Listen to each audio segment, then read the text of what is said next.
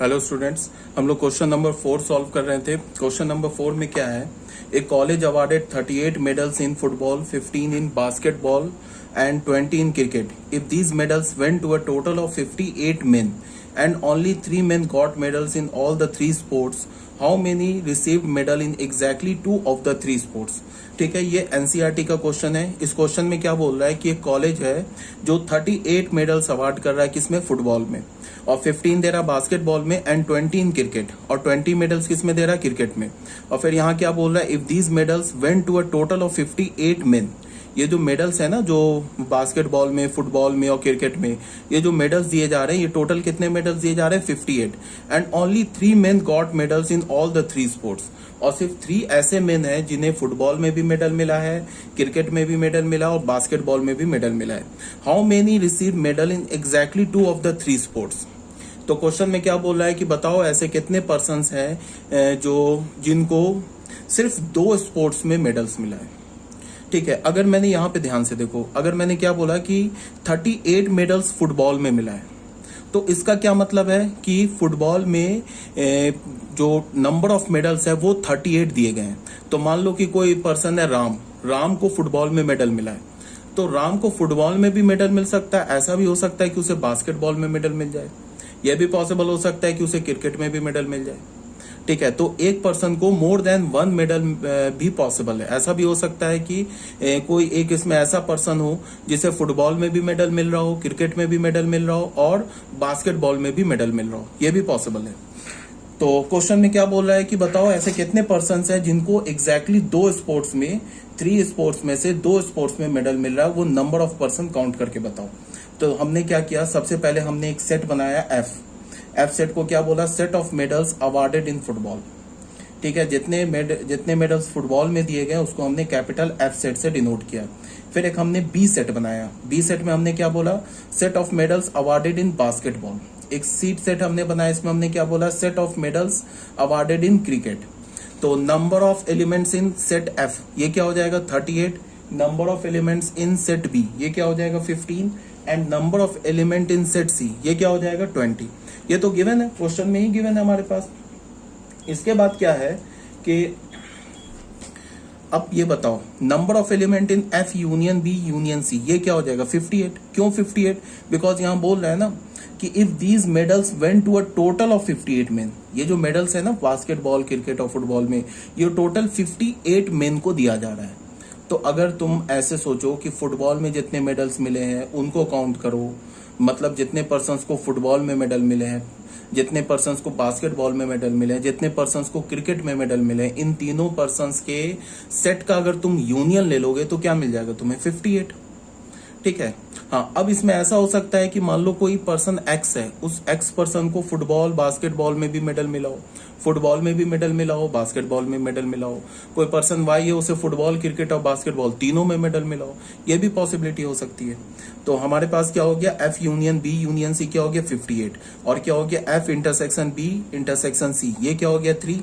Because बोल रहा है ना कि 3 मेडल्स, यहाँ बोल रहा है ना, and only 3 men got medals in all the 3 sports. तो F intersection B intersection C क्या हो गया? 3। तो इस क्वेश्चन को मैंने 2 मेथड से सॉल्व किया है। तो मेथड नंबर 1 क्या है, इसको देख लो। इसके लिए हमने क्या किया कि सबसे पहले ये जो पेज नंबर 80 है, इसमें हमने क्या किया, ये तुम ऐसे मान लो कि यहाँ से स्टार्ट मैंने किया है, इस पेज को तुम छोड़ दो, पेज नंबर 80 को छोड़ दो, इसको मत देखो। ठीक है, पेज नंबर 81 से देखो। बट ये पेज नंबर 80 का ये डायग्राम देखो, इसमें मैंने क्या किया है, एक सेट बनाया एक कैपिटल एफ, एक सेट बनाया कैपिटल बी और एक सेट बनाया कैपिटल सी।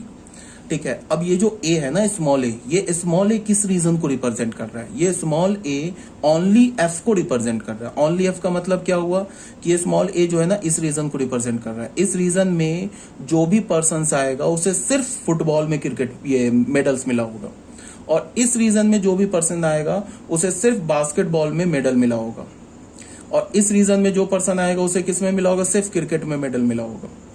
ठीक है। और इस रीजन में जो आएगा पर्सन, उसे बास्केटबॉल एंड क्रिकेट दोनों में मेडल मिला है। मतलब कि स्मॉल एफ रीजन में जो भी पर्सन आएगा या जो भी एथलेटिक आएगा उसे सिर्फ बास्केटबॉल और क्रिकेट में मेडल मिला होगा। और स्मॉल ई रीजन में जो भी पर्सन आएगा उसे फुटबॉल और क्रिकेट दोनों में मेडल मिला होगा। स्मॉल बी में रीजन में जो पर्सन आएगा उसे फुटबॉल एंड बास्केटबॉल दोनों रीजन में मेडल मिला होगा। और ये जो स्मॉल जी में जो पर्सन आएगा उसे फुटबॉल में भी मेडल मिला होगा, बास्केटबॉल में भी मेडल मिला होगा और क्रिकेट में भी मेडल मिला होगा। ठीक है। अब क्वेश्चन में क्या दे रखा है, फुटबॉल में कितने मेडल्स मिले हैं? फुटबॉल में मिले 38। तो फुटबॉल का सेट देख लो, ये हमारा है, ये एफ सेट। इस फुटबॉल के सेट में कितने रीजन्स आ रहे हैं? A B E G. तो हमने क्या किया, A plus B plus E plus G, ये किसके इक्वल हो गया? 38 के। यहाँ पे जी का वैल्यू क्वेश्चन में क्या गिवन है? 3। तो हमने जी का वैल्यू यहाँ 3 पुट कर दिया। तो हमें क्या मिल गया? A plus B plus E plus 3 is equal to 38। G हमने क्या पुट कर दिया? 3। ठीक है। तो यहां से हमें a प्लस बी प्लस ई की वैल्यू क्या मिल गई? 35। इसको हमने फर्स्ट इक्वेशन बोल दिया। तो यहां से a की वैल्यू क्या मिली हमें? 35 माइनस बी प्लस ई। ठीक है, एक इक्वेशन हमें यहां से ये मिल गई। ठीक है। उसके बाद बास्केटबॉल में कितने मेडल्स मिले? 15। तो बास्केटबॉल रीजन में देख लो, बास्केटबॉल का जो सेट है इसमें देख लो कौन कौन सा रीजन आ रहा है, बी सी जी एफ। तो इसका क्या मतलब है, B plus C plus G plus F किसके इक्वल हो गया? 15 के इक्वल हो गया। और जी का वैल्यू क्या दे रखा है? 3। तो सेम लाइन से हमने क्या कर निकाल लिया, B plus C plus F की वैल्यू हमें क्या मिल गई? B plus C plus F की वैल्यू हमें क्या मिल गई? 15। ठीक है। और यहाँ पे फिर हमने क्या किया, जी का वैल्यू रख दिया। तो B plus C plus F is equal to 12। तो यहाँ से हमें सी की वैल्यू क्या मिल गई? 12 माइनस बी प्लस एफ। ठीक है। सेम लाइन पे number of element in C क्या है हमारे पास? 20।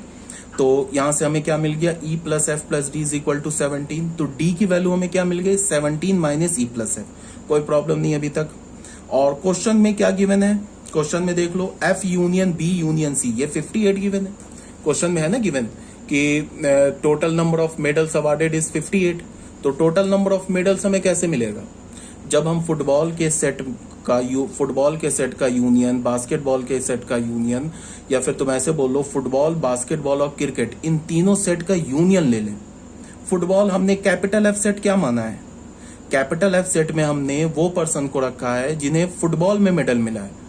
ठीक है। तो उसमें ऐसा भी तो पर्सन हो सकता है ना जिसे क्रिकेट में भी मेडल मिला हो। ये तो नहीं बोल रहा है ना कि ओनली फुटबॉल में मिला है, ये तो नहीं बोल रहा है। वो तो बोल रहा है कि 38 persons got medals in football. ठीक है। तो उसमें ऐसे भी पर्सन्स हो सकते हैं जिन्हें फुटबॉल के साथ क्रिकेट में मिला हो या फुटबॉल के साथ बास्केटबॉल में मिला हो। तो ये तो ऑब्वियस सी बात है, इस डायग्राम से ही क्लियर है। देख लो यहाँ पे ये जो रीजन आ रहा है ना, बी में जो रीजन आ रहा है, इस रीजन में जो पर्सन आएगा उसे फुटबॉल और बास्केटबॉल दोनों में ये मेडल मिला होगा। ई रीजन में जो पर्सन आएगा उसे फुटबॉल और क्रिकेट में मेडल मिला होगा। एफ रीजन में जो पर्सन आएगा उसे बास्केटबॉल और क्रिकेट में मेडल मिला होगा। और जी रीजन में जो पर्सन आएगा उसे फुटबॉल, बास्केटबॉल और क्रिकेट तीनों में मेडल मिला होगा। ए रीजन में जो पर्सन आएगा उसे सिर्फ फुटबॉल में ये मेडल मिला होगा। सी रीजन में जो पर्सन आएगा उसे सिर्फ बास्केटबॉल में मेडल मिला होगा। और डी रीजन में जो पर्सन आएगा उसे सिर्फ क्रिकेट में रीजन में ये मेडल मिला होगा। और एच रीजन में जो पर्सन आएगा उसे ना ही फुटबॉल में मेडल मिला है, ना ही बास्केटबॉल में मेडल मिला है और ना ही क्रिकेट में मेडल मिला है। ठीक है। तो यहां तक क्लियर है। तो यहाँ पे क्या बोल रहा है, F union B union C क्या हो गया? 58। अब ये F union B union C कैसे निकालेंगे? तो उसके लिए क्या करेंगे, A plus B plus C plus D plus E plus F plus G, इसको हमने सबको सारे रीजन्स को ऐड कर दिया। तो इन सारे रीजन्स को ऐड करेंगे तो क्या मिल जाएगा हमें? 58। और उसके बाद क्या दे रखा है, F intersection B intersection C, मतलब फुटबॉल, बास्केटबॉल और क्रिकेट तीनों में कितने मेडल्स मिले? 3। तो जी का वैल्यू क्या हो गया? 3। तो अभी तक हमारे पास कितने इक्वेशंस आ गए? 5 इक्वेशंस आ गए। अब बच्चों करना क्या है, क्वेश्चन में हमें क्या बोल रहा है? क्वेश्चन में देखो, क्वेश्चन में हमसे बोल रहा है how many received medals in exactly 2 of the 3 sports. बताओ ऐसे कितने पर्सन है जिन्हें 3 स्पोर्ट्स में से सिर्फ एग्जैक्टली 2 स्पोर्ट्स में मेडल मिला है, वैसे बताओ कितने पर्सन है। तो हमें इनफैक्ट करना क्या है, हमें ये जो रीजन देख रहे हो ना तुम ए, इस रीजन में नंबर ऑफ पर्सन्स काउंट करना है, प्लस सी में रीजन में नंबर ऑफ पर्सन्स काउंट करना है, प्लस डी रीजन में नंबर ऑफ पर्सन्स काउंट करना है और तीनों को ऐड कर देना है। इसी का सम पूछ रहा है। जो रीजन हमें करना क्या है, गलत मैं बोल गया, जो बी रीजन में नंबर ऑफ पर्सन काउंट करना है, ए में तो ओनली एफ होगा ना और सी में तो ओनली बी होगा। हमें क्या है कि बी रीजन में नंबर ऑफ पर्सन काउंट करना है, बिकॉज जो बी रीजन में नंबर ऑफ पर्सन होगा उसे फुटबॉल और बास्केटबॉल दोनों में मेडल मिला होगा। जो एफ रीजन में नंबर ऑफ पर्सन होगा उसे बास्केटबॉल और क्रिकेट दोनों में मेडल मिला होगा, और जो ई रीजन में पर्सन होगा उसे फुटबॉल एंड क्रिकेट दोनों में मेडल मिला होगा। तो हमें क्या करना है कि बी रीजन में फाइंड आउट करना है कितने पर्सन्स हैं, फिर एफ रीजन में फाइंड आउट करना है कितने पर्सन्स हैं, फिर ई रीजन में फाइंड आउट करना है कितने पर्सन्स हैं, और तीनों पर्सन्स का हमें, तीनों सेट में नंबर ऑफ पर्सन्स का हमें सम निकालना है। ये क्वेश्चन में बोल रहा है, ठीक है। तो इसके लिए क्या हमारा प्रोसीजर है वो बताया जा रहा है। यहां तक तो क्लियर है। उसके बाद ये बताओ, ए प्लस बी प्लस ई, ए प्लस बी प्लस ई हमें क्या मिल गया 35। ये कहां से आ गया, ये आ गया तुम्हें ऐसे देख लो, इसको हमने 6 बोल दिया। 35 कहां से आ गया, यहां से आ गया। ए प्लस बी प्लस ई यहां से आ गया ना, ए प्लस बी प्लस ई। जी का वैल्यू अगर तुम 3 डालोगे तो क्या मिल जाएगा हमें, A plus B plus E का वैल्यू क्या मिलेगा 35। फिर B plus C plus F, ये क्या मिल जाएगा हमें, सॉरी ये वाला मैं देख रहा था ना, देखो। फिर F union B union C हमें क्या मिल गया 58। उसके बाद हमें क्या किया, F union B union C कैसे मिलेगा, A plus B plus C plus E, सारे रीजंस को हमने क्या करना है, ऐड कर देना है, A plus B plus C plus E plus G plus F plus D. ये किसके इक्वल होगा 58 के, ठीक है। और हमें निकालना क्या है, हमें निकालना है B plus E plus F. हमारा जो क्वेश्चन में हमसे क्या पूछ रहा है कि B plus E plus F में नंबर ऑफ एलिमेंट्स बताओ। नंबर ऑफ एलिमेंट्स का मतलब नंबर ऑफ पर्सन्स बताओ, किस रीजन में, B plus E plus F region में, ठीक है। तो हमें टारगेट क्या है कि हमें निकालना है B plus E plus F, ये हमें निकालना है। तो हमारे पास अभी देखो कितने इक्वेशंस आ गए। अभी हमने F union B union C किया तो ये इक्वेशन बन गया। अब इसमें तुम देखो क्या है कि ये बी को हमने रहने दिया, ई को रहने दिया, एफ को रहने दिया, बिकॉज इसी का सम तो हमें चाहिए। और हमें इलिमिनेट किसे करना है, ए को, सी को, जी को और डी को। B plus E plus F का तो हमें सम ही चाहिए ना, तो ए सी जी और डी को एलिमिनेट करना है। तो जी का वैल्यू तो गिवन है क्वेश्चन में 3, तो ये तो हमने 3 पुट कर दिया। तो हमें क्या मिल गया, A plus B plus C plus E plus F plus D is equal to 55। अब हमें क्या करना है, इस बी के साथ एज इट इज रहने देना है, बिकॉज, और ई को भी एज इट इज रहने देना है और एफ को भी एज इट इज रहने देना है। अब हमें क्या करना है, ए सी और डी को, ए सी और डी को बी ई एफ के टर्म में लिखना है।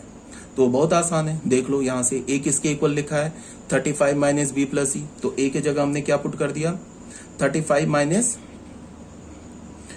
इसको हमने क्या किया, A plus C plus D को एक साथ कर लिया, ए सी डी को एक साथ कर लिया और बी ई एफ को एक साथ कर लिया, ठीक है।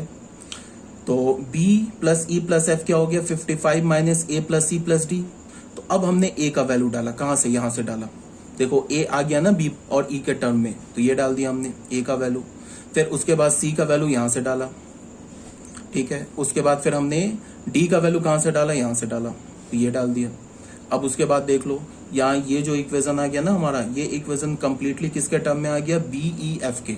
इसमें कहीं ए सी डी जी कहीं नहीं है, सिर्फ क्या है हमारा बी ई एफ। अब इसको हमने क्या कर लिया, सॉल्व कर लिया। तो सॉल्व करने के बाद हमें क्या मिल गया, b plus E plus F की वैल्यू क्या मिल गई हमें 9, ठीक है, जो कि हमारा रिक्वायर्ड वैल्यू है। यही तो पूछ रहा है कि b plus E plus F का वैल्यू बताओ। b में कौन से पर्सन्स हैं जिन्हें फुटबॉल और बास्केटबॉल दोनों में मेडल मिला है। ई में कौन से पर्सन्स हैं जिन्हें फुटबॉल और क्रिकेट में मेडल मिला है। बी में कौन से पर्सन्स हैं जिन्हें बास्केटबॉल और क्रिकेट में मेडल मिला है। तो हमें क्या चाहिए, B plus E plus F. तो B plus E plus F की वैल्यू क्या आ गई 9। तो number of people who got medals in exactly 2 of the 3 sports should be 9। ये हमारा 9 क्या हो गया, आंसर हो गया। ये तो था हमारा एक मेथड, मतलब इसमें हमने क्या किया कि कोई सेट का फॉर्मूला यूज नहीं किया, सिंपल एल्जेब्रिक मैनिपुलेशन यूज किया और सेट की प्रॉपर्टी लगाई और उसके बाद हमने क्या आंसर निकाल लिया। दूसरा हमारा जो ऑल्टरनेट मेथड है, जो कि रिकमेंडेड मेथड है, ठीक है, इसी मेथड से आप सॉल्व करोगे। इसमें क्या है कि मैंने तुम लोगों को डायरेक्ट फॉर्मूला बता रखा है, ये डायरेक्ट बता रखा है कि फॉर्मूला कि number of elements in exactly 2 of the 3 sets, इसका मैंने फॉर्मूला बता रखा है। देखो मैं दिखा रहा हूं कहां बताया मैंने, ये मैंने बताया ना, number of element in exactly two of the three sets. और ये भी बताया था कि इसे फॉर्मूले को याद रखने की जरूरत नहीं है, ये सिंपल लॉजिक से निकल आएगा।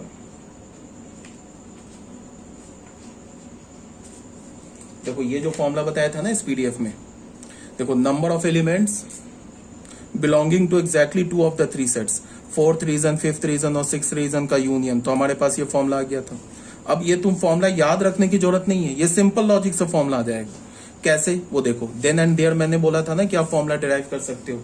तो देखो कैसे आएगा, तुम ऐसे सोचो कि बी कैसे रीजन मिलेगा, ये जो बी रीजन है ये हमें कैसे मिलेगा।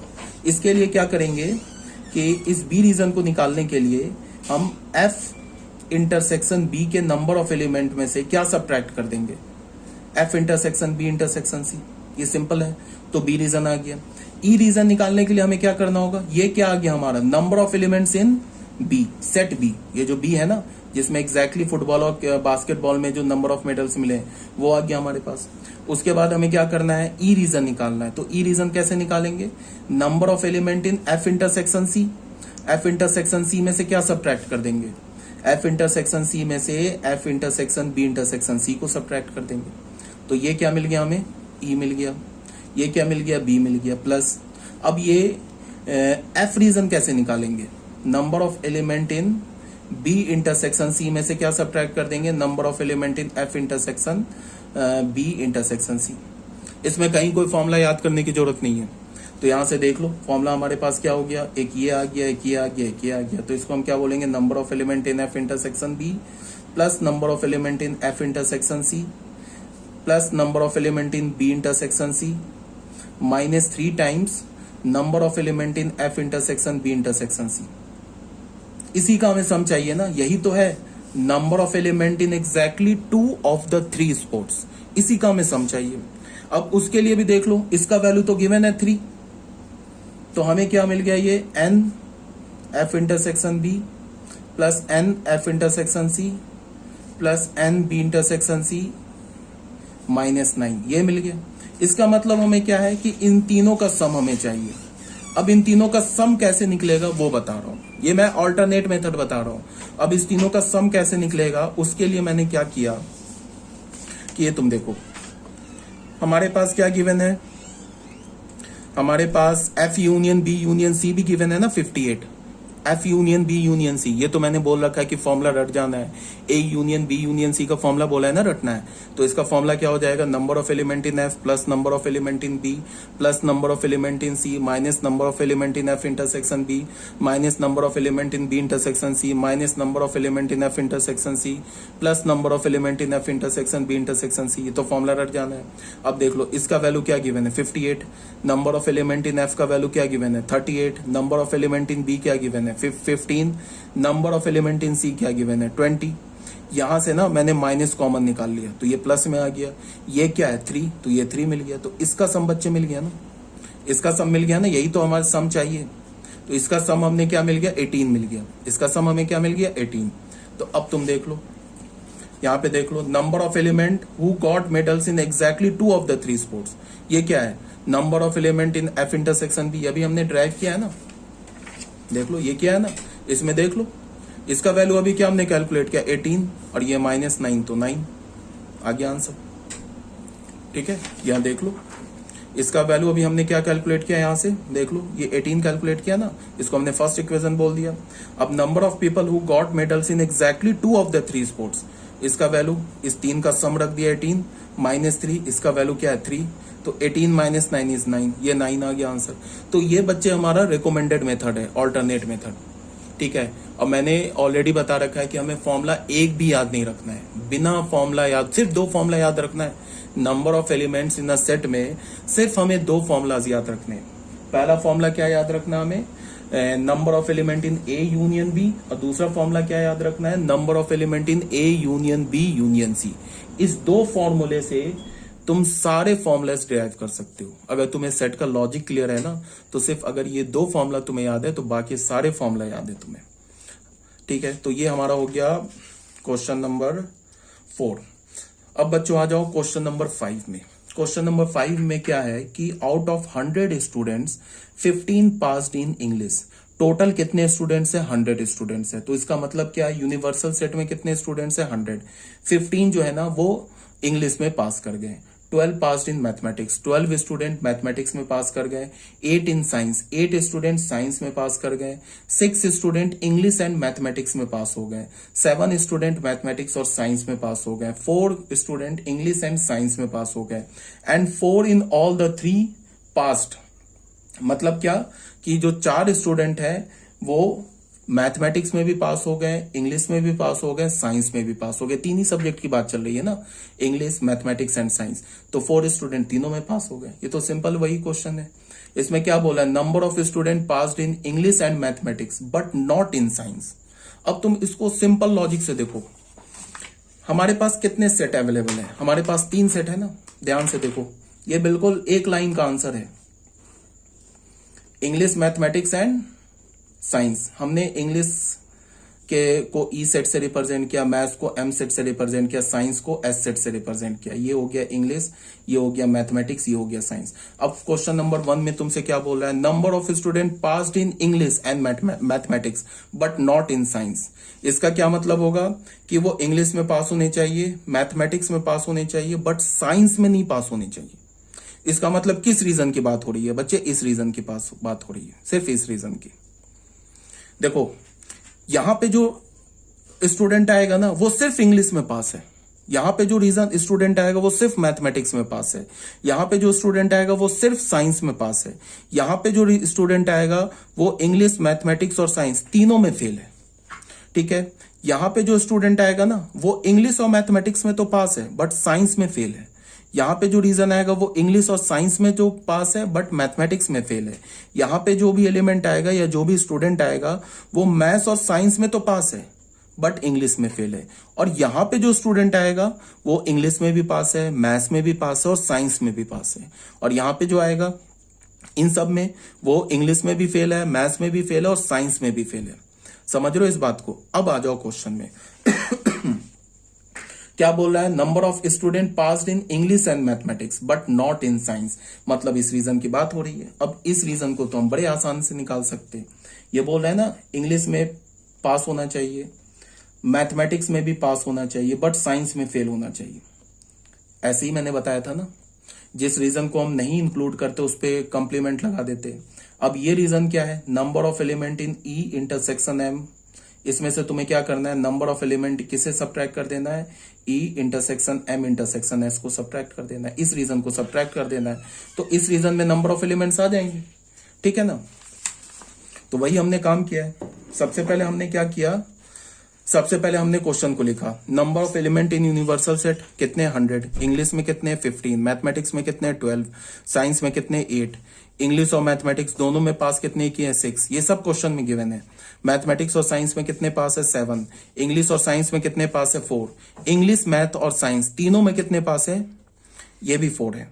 तो यहां क्या बोल रहा है? Number of student passed in English and mathematics but not in science. तो ये कितने हो जाएंगे? तो इसका क्या मतलब है?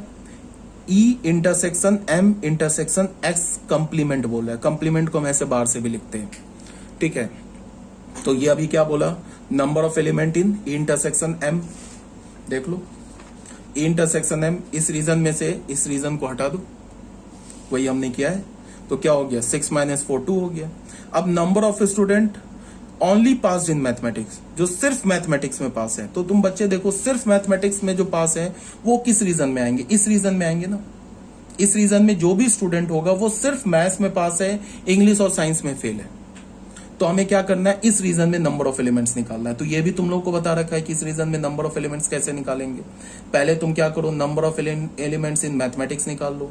उसमें क्या सब्ट्रैक्ट करो? ई इंटरसेक्शन एम सब्ट्रैक्ट करो। इंटरसेक्शन एम को सब्ट्रैक्ट कर दिया। फिर क्या सब्ट्रैक्ट करो? एम इंटरसेक्शन एस को सब्ट्रैक्ट करो। तो मैंने बताया था ना कि ये जो रीजन है ना, तीनों जिसमें है, ये 2 बार सब्ट्रैक्ट हो गया तो 1 बार ऐड कर दो। E intersection M intersection S कर दो। तो इसमें नंबर ऑफ एलिमेंट आ जाएगा विच पास ओनली इन मैथमेटिक्स। अगर तुमसे बोले कि number of student which pass only in science, तो सेम लॉजिक से निकाल लेंगे, इसी लॉजिक से निकाल लेंगे। अगर बोला जाए number of student pass only in English, तो सेम इसी लॉजिक से निकाल लेंगे। समझ रहे हो ना बात को? तो यही है यहाँ पे किया गया है, number of student only pass in mathematics. तो सिर्फ मैथमेटिक्स में जो पास होगा उसको हम क्या लिख सकते हैं, मैथमेटिक्स में पास, इंग्लिश में फेल तो कम्प्लीमेंट मतलब बार, साइंस में फेल तो बार। तो इसका ये फॉर्मूला डिराइव हो गया। ये तो फॉर्मूला मैंने बता रखा है कि लॉजिक से कैसे निकालेंगे, हमें रटने की जरूरत तो है नहीं फॉर्मूले में। अगर तुम्हें बोले कि नंबर ऑफ एलिमेंट्स या number of student which pass only in English, जो सिर्फ इंग्लिश में पास है, मैथ्स और साइंस में फेल है, तो इसका मतलब क्या बोल रहा है, इंग्लिश में पास तो इंग्लिश के सेट में बार नहीं लगेगा, मैथ्स में फेल तो मैथ्स में बार लगेगा, साइंस में फेल तो साइंस में भी बार लगेगा। ये किसके इक्वल होगा, इस रीजन में एलिमेंट चाहिए ना हमें, तो क्या लिखेंगे, number of element in English, इसमें से क्या सब्ट्रैक्ट करेंगे, number of element in English intersection M, उसके बाद क्या सब्ट्रैक्ट करेंगे, number of element in English intersection S, इसको सब्ट्रैक्ट कर दिया। तो ये रीजन 2 बार सब्ट्रैक्ट हो गया तो 1 बार ऐड कर दिया, बैलेंस हो गया, ये इंटरसेक्शन एम इंटरसेक्शन एस ऐसे हो गया। अगर बोले कि number of student which pass only in science, जो सिर्फ साइंस में पास है वो निकालो, तो इसका मतलब इंग्लिश में फेल कम्प्लीमेंट, मैथ्स में फेल कम्प्लीमेंट, साइंस में पास तो साइंस में कम्प्लीमेंट नहीं। इसको कैसे लिखेंगे, इवन इस फॉर्मूले को लिखने के लिए ना इस डायग्राम को भी देखने की जरूरत नहीं है। तुम यहां देखो, इंग्लिश के लिए निकालना था ना विच पास ओनली इन इंग्लिश, तो इंग्लिश के सेट में हमने क्या किया, एक बार इंग्लिश और मैथ्स का क्या कर दिया, इंटरसेक्शन को सब्ट्रैक्ट कर दिया, फिर इंग्लिश और साइंस के इंटरसेक्शन को सब्ट्रैक्ट कर दिया, फिर तीनों के इंटरसेक्शन को एक बार ऐड कर दिया। तो यहाँ पे देख लो साइंस का बोल रहा है ना, तो पहले क्या लिखेंगे साइंस, फिर साइंस और मैथमेटिक्स के नंबर इंटरसेक्शन को सब्ट्रैक्ट कर देंगे, साइंस और मैथमेटिक्स के नंबर ऑफ एलिमेंट्स को सब्ट्रैक्ट कर देंगे, फिर क्या करेंगे, साइंस और इंग्लिश के नंबर ऑफ एलिमेंट्स को सब्ट्रैक्ट कर देंगे, और फिर एक बार तीनों के इंटरसेक्शन को ऐड कर देंगे। तो इसमें तो तुम्हें इवन वेन डायग्राम के बिना भी काम चल जाएगा, ठीक है। तो अगर तुम्हें लॉजिक समझ में आ रहा है ना सेट का, तब कहीं कोई प्रॉब्लम नहीं होनी चाहिए। तो ये हो गया हमारा question number 2, the number of student passed in more than one subject, एक से जो ज्यादा सब्जेक्ट में पास हुआ है उसमें नंबर ऑफ एलिमेंट्स निकालो। तो यहां देख लो, इस रीजन में जो एलिमेंट आएगा, इस रीजन में जो स्टूडेंट आएगा वो इंग्लिश और मैथ्स दोनों में पास हुआ है, इस रीजन में जो एलिमेंट आएगा वो इंग्लिश और साइंस दोनों में पास हुआ है, इस रीजन में जो स्टूडेंट आएगा वो मैथ्स और साइंस दोनों में पास हुआ है, और इस रीजन में जो एलिमेंट आएगा वो इंग्लिश मैथ्स और साइंस तीनों में पास है। इसका क्या मतलब है, वो बोल के आ रहा है कि इस रीजन इस रीजन इस रीजन और ये चारों रीजन में नंबर ऑफ एलिमेंट्स को काउंट करो। तो अभी इससे पहले जो हमने क्वेश्चन किया था उसमें हमने क्या किया था, number of element in exactly 2 of the 3 set में क्या ऐड कर देना तुम्हें, number of element in E intersection M intersection S, इसको भी तुम्हें ऐड कर देना है। नहीं अगर समझ में आ रहा है तो कोई बात नहीं है, एक बार फिर से मैं ना डायग्राम को फिर से बनाता हूं, देखो ध्यान से, बड़ा सा बनाता हूं डायग्राम, समझने में अगर कोई प्रॉब्लम है तो। ये ले लिया इंग्लिश का, ये ले लिया मैथमेटिक्स का, और ये ले लिया साइंस का, इंग्लिश मैथ साइंस। तो क्या बोल रहा है क्वेश्चन में, देखो number of students passed in more than one subject, तो इसका क्या मतलब है कि ये रीजन हमें चाहिए, ये भी रीजन चाहिए, बिकॉज इस रीजन में तो 2 passed in more than one subject, because इस रीजन में तो दो जो भी स्टूडेंट आएगा वो तो 2 सब्जेक्ट में पास है, इस रीजन में जो स्टूडेंट आएगा वो भी 2 सब्जेक्ट में पास है, इस रीजन में जो स्टूडेंट आएगा वो भी 2 सब्जेक्ट में पास है। तो इन तीनों रीजन का सम प्लस इस रीजन में जो स्टूडेंट आएगा वो तीनों सब्जेक्ट में पास है, मतलब इसका इसका इसका तीनों का sum plus E intersection M intersection का सम हमें चाहिए।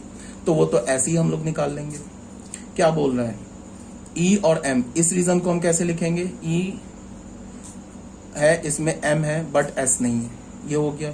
इस सेट का यूनियन किसके साथ लेना है, ई है इसमें, इससे इस रीजन की बात कर रहा हूं मैं, इसमें ई है, इसमें एस भी है बट इसमें एम नहीं है, तो एम पे बार, प्लस यूनियन किसका लेना हमें, इस रीजन का। इस रीजन को कैसे लिखोगे, इसमें एम भी है, एस भी है, और प्लस क्या नहीं है, ई नहीं है, तो ई पे बार। ये अब प्लस क्या लेना हमें, number of element in E intersection M intersection S. ये क्या लिखा हुआ है, number of element in exactly 2 of the 3 sets में हमने क्या ऐड कर देना है, number of element in 3 sets, मतलब तीनों सेट में जो इंटरसेक्शन है उसको ऐड कर देना है। इसका फॉर्मूला अभी बताया है मैंने तुम्हें, इसका फॉर्मूला क्या बताया है तुम्हें, number of element in E intersection M कर लो, plus number of element in M intersection S कर लो, plus number of element in S intersection E कर लो, minus 3 times number of element in E intersection M intersection S कर लो, उसमें एक ये भी ऐड कर दो, plus N E intersection M intersection S कर लो। इसको सॉल्व कर लो, number of element in E intersection M plus number of element in M intersection S plus number of element in S intersection E और minus 2 times number of element in E intersection M intersection S. अब यहाँ पे ये value ये value ये value question में given है, ये भी वैल्यू क्वेश्चन में गिवन है, वैल्यू पुट कर दो, आंसर आ जाएगा। ठीक है, देख लो। सेकंड में हमारा क्या है, number of student passed in more than one subject. ठीक है, यही है ना हमारा ऑप्शन जो आ रहा है, क्या आ रहा है देख लो, यही आ रहा है ना formula, E intersection M M intersection S और S intersection E minus 2 times number of element in E intersection M intersection S, ये फॉर्मूला आ रहा है। अब बस कुछ नहीं करना है, इसमें वैल्यू पुट करना है, वैल्यू प्लग करो, आंसर आ जाएगा। ठीक है, तो यहाँ तक तो कोई प्रॉब्लम नहीं होनी चाहिए। ठीक है।